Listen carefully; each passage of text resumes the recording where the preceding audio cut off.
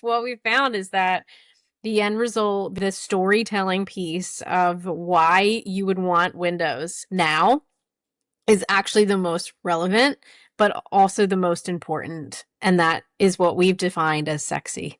So, Welcome to Content Kingdom. This is your backstage pass to the people, tools, and the trends shaping the future of content marketing.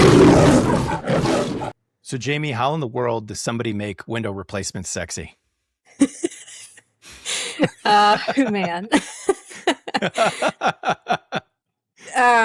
Well, I would say 5 to 8 years ago, that was actually a lot of effort in comparison Yeah. to maybe even the last 6 to 8 months, right? Now you have AI, right? All these different AI imagery tools to help you. Yeah. But there was not a day where I wasn't taking a walk with my dog and taking probably non-sanctioned photos of people's windows, not of them in the window, to be clear. Oh, okay. So you're But I not was like a like, peeper or something like that. So no, no, no. That would be no, sexy, no, but it'd no. be kind of weird at the same time. And I wouldn't want people to judge me for that. So, okay. So, okay. So, Yeah, so I think it started with walking my dog every single day and taking pictures and looking at the different windows. And then I would go to friends and I would say, "What do you think about this window?" And yeah. I think they got pretty tired of that. Then I started on asphalt shingles, which we won't go there, but Woohoo. um, Wow. That's a little rated X for this podcast. I don't know if we can go to asphalt single. Who knows what you were doing with those photos? By the way, what's your dog's name? his name was Finn. Yes, yes, Finn. All right. Oh yeah, I remember Finn. yes, So all right. So yeah, it's good to yeah, know that yeah. Finn's still doing good. So you and Finn are sitting there and you're like, hold up, Finn. This isn't a bio break stop. This is a window stop. And you're snapping photos and Taking uh pictures. Yes, all yes, right. yes, Okay. And what makes a window yes. sexy? Like if you're doing window replacement, you're trying to find content here. What makes it sexy? Um, it goes back to like the basic principles of product marketing is what I learned. Yeah. Like I was taking pictures of windows and then working with my team, right? On like, okay, why would a bay window versus a hurricane window, right? Which is not something I've never really thought about, right? You don't think about windows, but windows are super important. And it wasn't until you actually start asking people what's important about a window that all of a sudden you're getting the actual consumer's perspective. So Okay. I was a maniac with my girlfriends at like happy hour. I was like pulling out these windows and then I take like there was a moment, it was a Thanksgiving holiday and I made everyone on my team go home to their families and make sure that they talked about windows at Thanksgiving. All right. And Well, they it's were better than politics, you know? I don't want to hear what my exactly. uncle has to say about Trump, but I want to know what he has to say about Windows. That sounds way better. Exactly. Yeah. Exactly. And Let's get in a um screaming match over bay windows and hurricane windows. That sounds awesome. All right. but that's how I learned what a sexy window was. Because all of a sudden when you started putting together all of the qualitative insights that actually started to turn into a quantitative data point that you can use to market to a consumer. Okay. And I think we all assume what our windows are, right? Or we assume the product that we're using, we make assumptions immediately.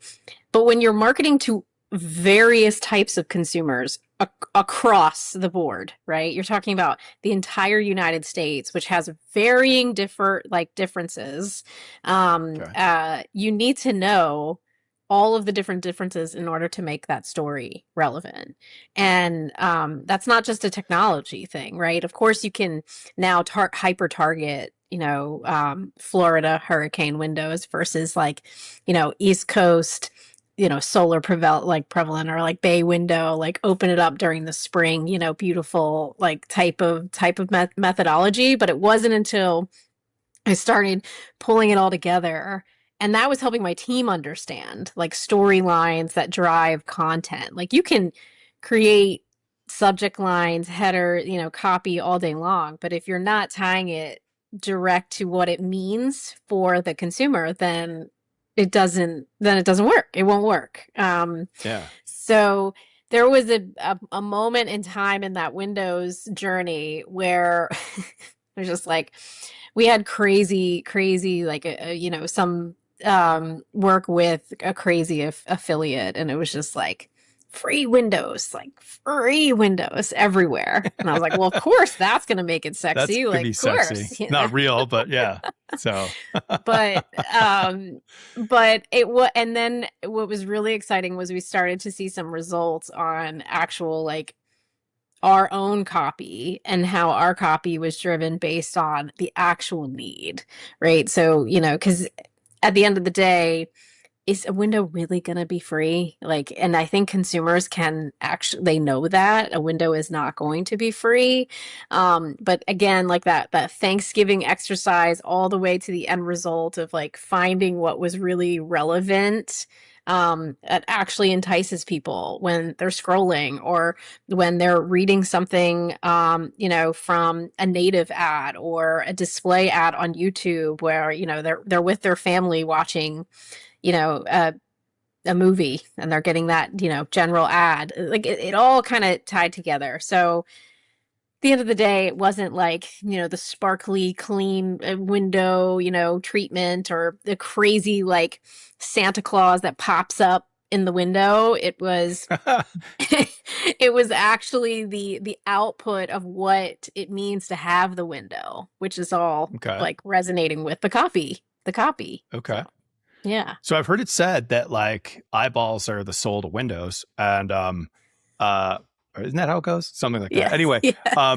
but how many eyeballs did you get here? And we should probably back up. This is probably the appropriate time to be like, what the hell does Jamie do? And what's Modernize and all that stuff. So why do you care so much about making Windows so sexy About to Windows. eyeballs? Yeah. Oh man. That's really funny. Yeah, so I care a lot about home improvement. I mean, you want to talk about water heaters? I'm your gal. Okay. Which, I never thought I would say that, but I work for an organization called Modernize Home Services, which is a Okay. company that it's a revenue platform for home services professionals from inquiry to install. And one of Okay. our major, like largest products is lead generation. So we offer leads, calls, different types of branded programs to our various customers who are everyone from the local guy that you see on the local news advertising all the way to our enterprise organizations that you'll see, partnering with Home Depot, et cetera. And our mission is to support customers end to end. And like I said, one of the biggest products is lead generation. So everything All that I right. think about every single day is how to engage consumers who are wanting help or needing urgent help when it comes to their home. And I love it. The home is, again, I think we take it for granted every single day because we're super busy. But it is so important. If you think about Maslow's hierarchy of needs, like you It's need right there at the shelter. top. Yeah. Yeah. Like you need Yeah. shelter. And it's something that I've been here for now almost, this is my 8th year around the sun, which is wild. And it has been a journey to take us from, a lead generation company now to a revenue platform that is supporting customers through all of their marketing efforts. Everything All right. from lead generation to financing now that we offer. So that's a little So bit of the summary. do you look at it as 8 revolutions around the sun or 32 seasons? Because it sounds like seasonality might have something to do with this business as well. I look at the weather every single morning. I look at Yeah. like I think about seasons. Yes, it All is. right. It is 32 Yeah. seasons for sure. For sure. All right. We've had some really cool weather people on recently, including like military prediction weather folks, and so Oh so man. yeah. So I think we'll at one of our guest rallies we'll get you together with them. That'll be pretty fun. But all right. So in these 32 seasons that you've had at the helm, what I'm really gathering that Modernize does is there's probably 2 main reasons, and you can tell me how wrong I am. But like, if I'm a small contractor and I'm really good at installing Windows, but I suck at marketing, then Modernize is great. But if I'm a huge company and I'm doing all kinds of stuff and I'm hungry for growth and I really need like the best expert, to help me drive more customers, like then I also tap Modernize, right? So I don't, it's really about growth and it's really about revenue, like you mentioned. And if you have those things and you call Modernize, and as someone who installs Windows or the many other things you guys do in home improvement, now I've got a reliable, steady flow of qualified customers who want to buy what I have to sell, right? I mean, is that it? Yep, that's correct. You got it. You got it for All right. sure. Yep. Hence the need to make sure that those eyeballs go to the soul of your windows and make that happen. So okay, so tell me, okay, so we got to it, and then I kind of got excited with another question, but I want to go back to this that you said. So you get to the end of all the storytelling, and tell me about the story you told about the windows, and then I want to know where you told that story. But let's talk about what is the story you tell when you talk about sexy windows. Yeah, yeah, yeah. I think the story is like that story varied based on the principles that a window is not only necessary, but it's important. Which sounds really generic, but what I mean by that is you need a window because it's safe, right? You need a window because you want peace and quiet, and you don't want mosquitoes, and you don't want the bugs, and you don't want all the things.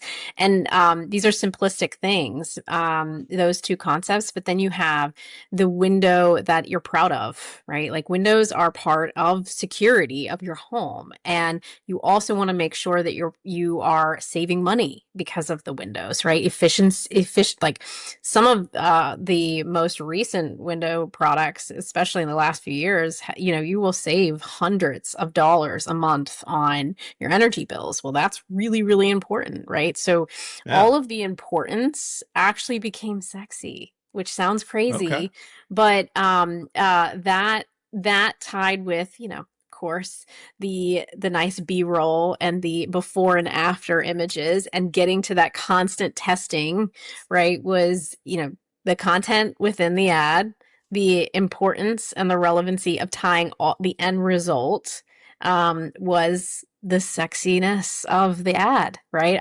I wish it Yeah. was something different. I wish it was like, we tested puppies and Santa. I referred to Santa. Like we've done it all. And what we found is that the end result, the storytelling piece of why you would want Windows now is actually the most relevant, but also the most important. And that is what we've defined as sexy. So, All right. yeah. Yeah, I think to me, so I have a window here. I'll just move my camera a little bit. So like Yeah. I've got these really dope windows right here that are awesome. The problem is that the one thing they do the heat, they do all that stuff. The one thing they don't do is it seems like every time I go to record a podcast, that's when the bug spray guy like ratchets up his blower and it's like right out there. And I'm like, no, it's not again. Like, anyway, so far I've avoided it for this episode, but it's like a ticking time bomb. I know he'll be out there because he has a sixth sense about when my podcast When you're episodes are going out. recording. So Yes. yeah, Yes. and he's like, it's time. So anyway, but no, that's really cool. So okay, so it's you tell the story and you tell it really about kind of like the outcome that the window. It's not about the window; it's about what the window does aesthetically and financially, and all this other stuff. In my case, decibel wise, but Your but mental stability. That's what it is. what you're meant. Yeah, that's it too. Yeah, where. So you guys are the best at this. So if I'm asking about a trade secret, let me know. But like, where do you go get all these avid hungry window shoppers? Yes. No, not a trade secret. I think again, it's as a consumer, how do you search for windows? Well, I think it's first about knowing that you need windows or considering windows, right? And we do a ton of like what we call top of funnel engagement with consumers, just getting them to the bottom of funnel, right? So like inquiry to install is a really important piece to our mission. And that also means to the consumer. It's not every day that you're walking around and you just like in your home and you're like, oh, gotta replace my windows. Like let me put that on the list. Like that is a large project that is intrusive, painful, and expensive. So all of that, you tie that to, like, how do you make it sexy? Well, you have to to start at the top, right? How do consumers initially start to think that they need windows? Well, it's about tying some of that cause benefit, and we do that through efforts like programmatic, even content marketing. Like on our sites, we have tons and tons of guides, but also reasons, like reasons why you should check your windows, preventative guides, like those types of things. So it's all about top of funnel, and then that drives into more of our mid funnel, which that's where you're going to see like that ad where you're sitting watching your most recent Amazon Prime video, and 30 seconds in there's an ad. That's going to be us, right? Or something like that. It's all tied to like, hey, now's the time to get windows. We don't want the consumer that is just starting their searching journey, but we know that we influence that. So we take that very seriously. So you'll find us everywhere. We have hundreds of thousands of impressions, pretty much a month, in terms of making sure that we are finding the right consumer at the right time for our customers within the platform. So. Okay. I feel like I need to have a button on my podcast here that says, "Did you say content?" Because you said content marketing, and that's where I really want to dive in, right? So let's talk about content marketing and for Windows. So there's a million things you could probably write about, right? Window installation, window replacement, the efficiency of windows, bay windows versus hurricane, all that stuff. How do you guys start to get your arms around what content you're going to produce? Because if you're going to produce a high quality piece of content, I imagine it's not cheap, right? So what do you do to try to prioritize and get from concept ideas of what might work to producing high quality content that's definitely is working? I love this question. I'm obsessed with this question. Okay, great. Let's unpack it. I mean, it's the benefit. Like, I think there's a benefit to being in this industry because you get to use data to determine your prioritization, right? So what I mean by that is it's not like you're creating a brand new invention that you're trying to inform people of, right? Everyone needs windows, everyone needs a roof, everyone needs HVAC.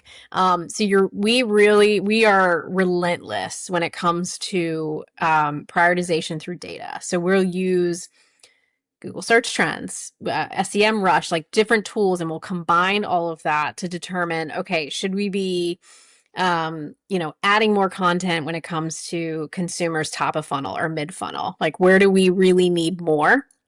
And then to your point on like seasonality, oh my gosh, like that is a matrix for us. We think about seasonality, we think about consumer trends, and how do we tie the two together? And then, our customer is also delegating to us when is the right time, right? We're not going to Christmas time is not our best time, but that makes sense. I think everyone is in the consumer mode of shopping for gifts, not for windows. Hey kids, guess what I got you for Christmas? New windows. Yeah. Worst dad ever. Exactly. Nobody wants windows for Christmas. So, all right, that makes sense. All right, that's probably also why the Santa ads didn't really work well when we tested them a few years back. But yeah, I mean, that's really, and it's funny, like what we found recently, which is even has helped even more with prioritization, is like when you think about some of the like the AEO, we call it AEO, answer engine optimization, like that has also helped us add an additional prioritization layer.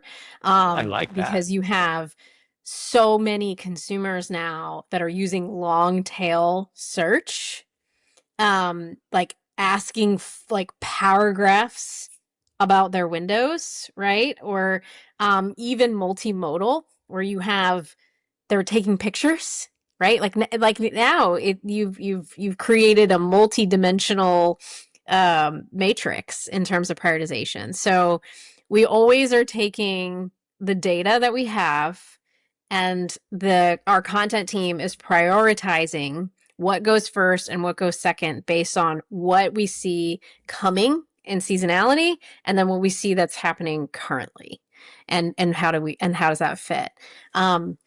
It does feel like a hamster wheel right now. Like it's just constant, like it is constantly evolving.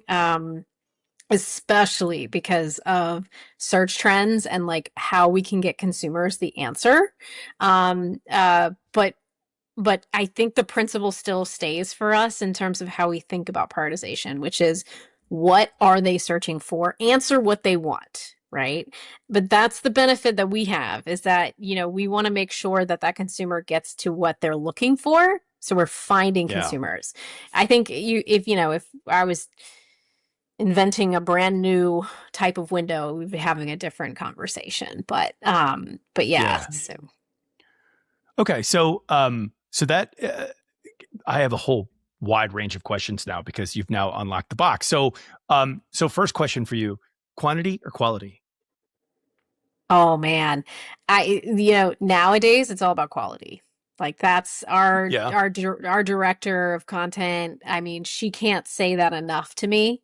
And we have really changed our metrics to drive to that now. And Mm. that's been, I don't know, 6 to 8 months, like change. Like it has been it's the fastest roller coaster I think I've ever been on. Like this is wild. So quality by far, because whatever our main goal now is to be able to rank in some of these major, like, AEO, like even in ChatGPT now, that's like a concept for us where it's like, okay, how are we actually coming up when a consumer is searching for, hey, how do I repair my window?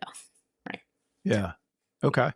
And talk to me about the longevity of this content. So, if you made a great piece about Windows 2 years ago, how do you know that it's time to refresh it or liven it up versus just let it be? Yeah. So we have varying different content. I know I'm talking about a lot about like SEO, AEO, but we also have a ton of guides, calculators and tools, right? Like think about consumers and they want an estimate. Well, a lot of people want an estimate before they're talking to contractors. So we have tons and tons of calculators and tools and ways for consumers to use us. We will refresh based on where we see activity. So if we see that something is becoming super, super stale, but we know that based on what what the overall goal for the tool is, should be ranking or should have more activity, they'll prioritize and refresh accordingly. So it's not as like 2 years ago, that would have been a different answer. It would have been like, we haven't refreshed this in 3 months. Like Google's algorithm is going to pick that up, like go and refresh it. Now it's really about, what do we see the query, and are we matching our metrics going down, but the queries themselves staying the same, right? Or are they growing? Okay. And that's where the seasonality, like we have a seasonality curve to it, but the focus is still is user behavior and tied to the top funnel metrics. Got it. So, you've mentioned things changing, and the big change, of course, is AI. And for you guys in lead gen with content, how are you getting your arms around some type of metric that, hey, this is working for ChatGPT or Claude customers who are searching in those systems and they're picking up your stuff? What are you using to try to say, hey, we're on the right track, we're still doing good, or we're missing the mark? Yeah. So it feels like the roller coaster. I think I'm going to say that every question that you ask me. Like I'm like, we're on the roller coaster, and this time we're like, we're not at the bottom of the hill. We're going back up the hill, and we're using things like there. A ton of like Google Analytics is helping us. Like that's a big tool for us. I said like SEM Rush, that's a big one. And then we are also doing our own queries on a regular basis now, because it's changing so quickly that some of these tools we don't like. It's not that we don't feel comfortable with the tool, like we don't feel comfortable with the tool. It's that I don't know if the tool is catching up. Yeah. It's just it's impossible to stay ahead. So it's about like, okay, the goal for us is to ensure that a consumer is getting the response in the medium that they're using. And that medium in this example is ChatGPT. Well, how do we do that? Okay, let's make sure that when we're querying, we're showing up. And if we're not querying, because we know from our years and years of experience that consumers are asking for these specific questions to be answered, like prioritized based on search, like search and trends, then okay, let's make sure when we search and we see or like check the box. Okay, good. So it's a little bit of it sounds crazy, but I feel like we're doing a little bit of QA. But that's been like a solid strategy for us because things continue to evolve. I hope in the next few months and before the end of the year we get to more of a stable like monitoring, but it's working. So I think that's the answer for this quarter, I'll say. I have been trying to figure out how to get, and my only solution is we'll just open a new account, but I open a new account and I ask chat to recommend solutions for things I'm selling, right? So whether that's motive or content line or something, and getting an unbiased answer requires that level of detail, because otherwise it's like, well, you're the greatest, man. Yeah, everybody's going to come to you, and I'm like, shut up. Like, I need to know, like, what are you recommending to everybody else, man? So it sounds like that's what you guys are doing is you're in there and you're like, I'm a consumer, I'm looking for windows, I'm feeling like this. And you put your query in of what the question is, and then you're waiting to see. And if it's not bringing up modernized articles, then you're missing. That's basically what I'm hearing you say, is that like you're just testing at the end? Yeah, that's the end it. point. I mean, that's you got the it. only way to do it. Yeah. It's simple. I will say the other thing that's pretty exciting in our world that we've just released, and it's still in beta, but what we've decided is practice what we preach, and we built. We acquired a company called HomeBuddy, who is an incredible. He's this little guy. Love the guy. He's like a little cartoon contractor. His name's HomeBuddy, and they call him the Buddy. And we released an MCP server where we put a new product called HomeBuddy AI. And what that is it's an interface within our organic channels to help us understand queries, right? So because there are millions of people using AI search every single day. Like, don't get me wrong, but there are a lot of consumers who still are not. So are they starting to come to our web properties and use the tool within our interfaces? The answer is yes. So that's also an opportunity for us to understand, how content can be effectively served. And then the other piece to it is, as they're using these tools, we're actually getting more insights into what is happening. So the practice what you preach is, we built this feature to try to understand intent and like usage of the tool, so that we can then go and emulate that on other platforms. Now that's a roller coaster that is like this, like, but it has been a really rewarding experience because you get both, customer interactions and data, and then you can tie that to like, okay, well, how are we going to okay, let's take that and what do we do next? And it's happening much faster than like QAing things and just trying to rapidly understand how things are happening within like a Claude or, a Gemini or a ChatGPT. So. This adoption of AI and its unevenness is wild right now, because it is not universal that everybody switched over to AI. And yet some people have. So interesting report. I pulled this morning. I wasn't planning on sharing this, but I'll share this with you. Okay. I pulled a report. It's new, I think, out of ChatGPT, which is one of my companies uses that entirely as a standard. And I wanted to see like how many chats does everybody in the company do? And between the top person and the bottom person in the company, how many multiples, like 10, 15, 20 times more, do you think the top person was from the bottom person? Take a guess. Oh man, I want to. Yeah, like if the bottom person did one chat in the last 6 months and the top person did 10, it would be 10x, right? Yeah. Take a guess. Take a guess as to what it was. I think I was going to say like 10x. Like I would say like 10x or even like 15x is kind of where I was going. Like, guess what? from the top person in our company to third from the bottom, because there's two people who haven't even used it. Third from the bottom, it's 1,000x. Oh my gosh. Can you believe that? That is 1,000 times. crazy. Our I top did person not think uses that. chat 1,000 times more than a bot like the bottom, which is just insane. I am totally blown away by that. So anyway, Jamie, I know we are just about, we're running tight on time. And there's a couple more things that I wanted to get to. So one thing that I wanted to talk to you about also is, what do you do once you've got the content and you are starting to attract that top of funnel? How do you use that top of funnel content to kind of get you to the next stage and convert? How do you look at this as a conversion model? Yeah, so our mission is our customers' mission. So at the end of the day, a job that they're booking is success to us. So it's not just about in our lead generation products. It's not just about, hey, let's make sure to get the lead through. That interested consumer, just hand them off and they'll be able to take care of them. For us, we are rewarded on making sure that we are booking that job with that customer. So our entire team thinks that way. So for us, when that request comes through, we're also now monitoring to make sure that the handoff is great. And that is also like a journey in content itself, because you have consumers.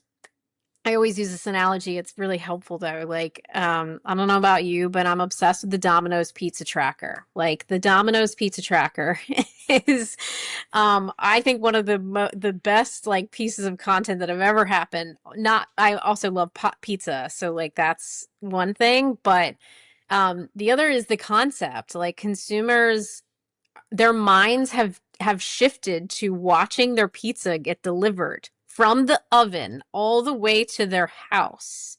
And now you're talking about doing that for Windows installations, which is very challenging. It is not just a pizza oven, a person to put the pizza out of the oven into the box, and a delivery driver.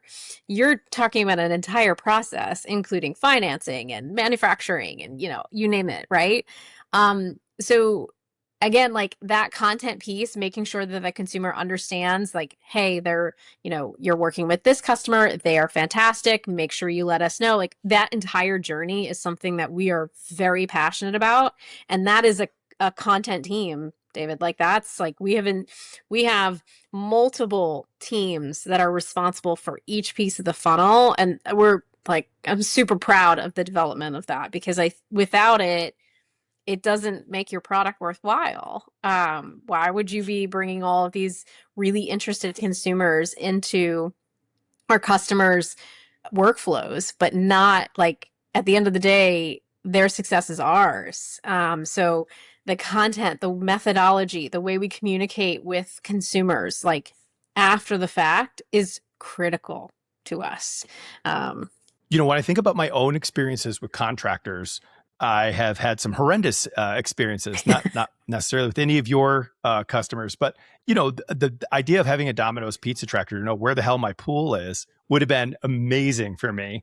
And so I guess my last question to you before we wrap this up is, how do you unify and standardize that experience for your customers so that even though you have all these different customers that you're sending these consumers to, they get the pizza tracker type experience with like Windows or any of the other things that you do, Jamie? Yeah. I think to be clear, the pizza tracker is definitely a goal for us and a vision that I hope for us to get vision. to. It is like I hope one day you don't have the experience you did when you did a remodeling project. That's our goal, and that's really challenging with multiple customers, multiple systems, different ways that they work projects, and people that have to come into your home to evaluate your project. Right? They have to come in to see what's wrong with the window or the HVAC. Right? So to answer your question, we have been like laser focused on making sure that everything that can be consistent from us to the customer at scale happens.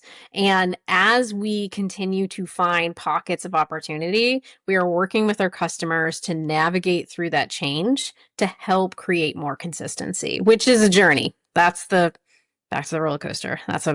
Yeah. That's another roller coaster that's like in between the other roller coaster.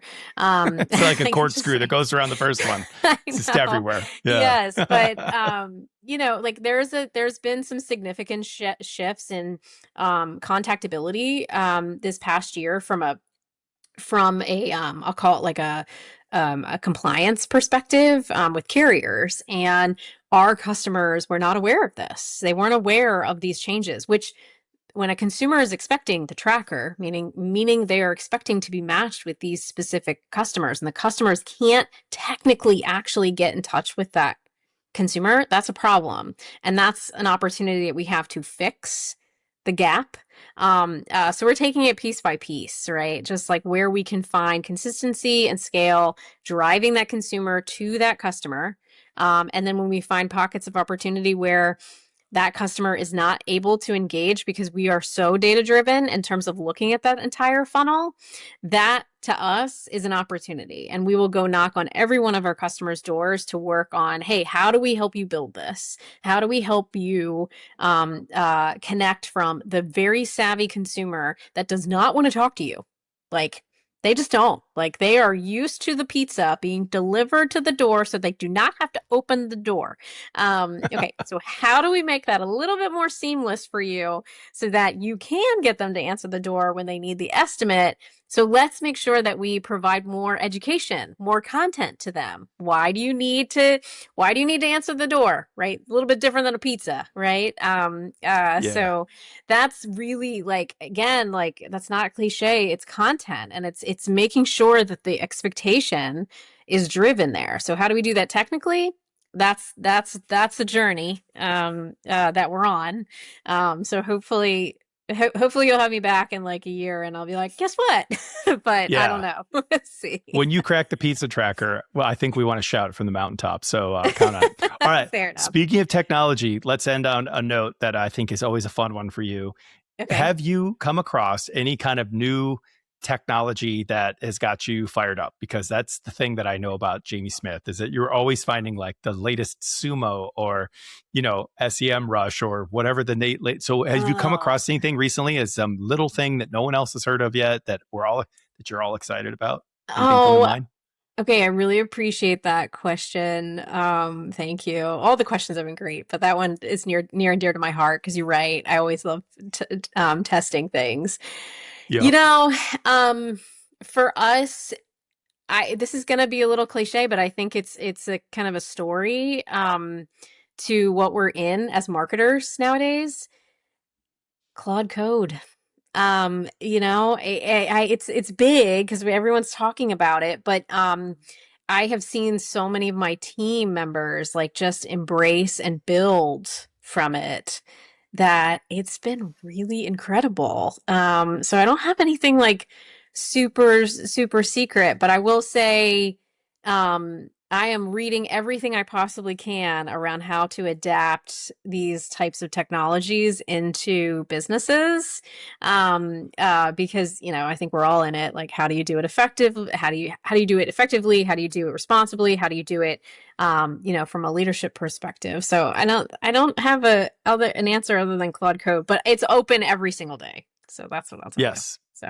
Absolutely. Yes. Yeah. Well, building what I'm calling bridge apps to do all sorts of little things around your company is kind of something that we'll talk about after the show. But yeah, no, that's awesome. So cool. All right.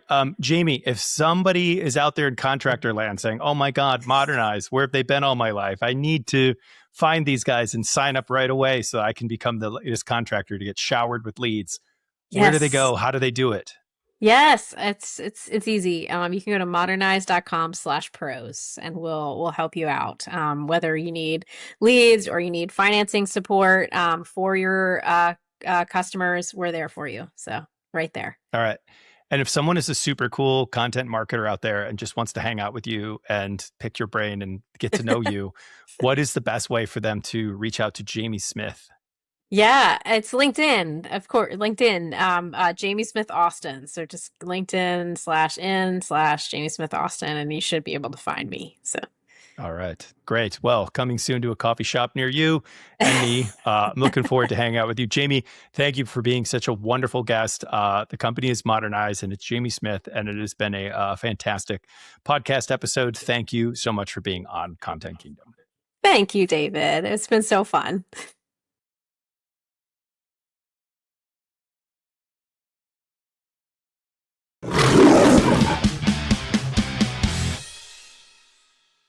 Spring, fall, winter, summer. Which one's best? Oh my gosh.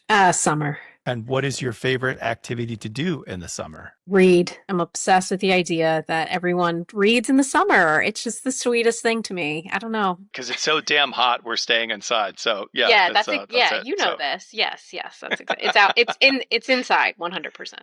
Wine, beer, whiskey, coffee, tea. Coffee. It's necessary.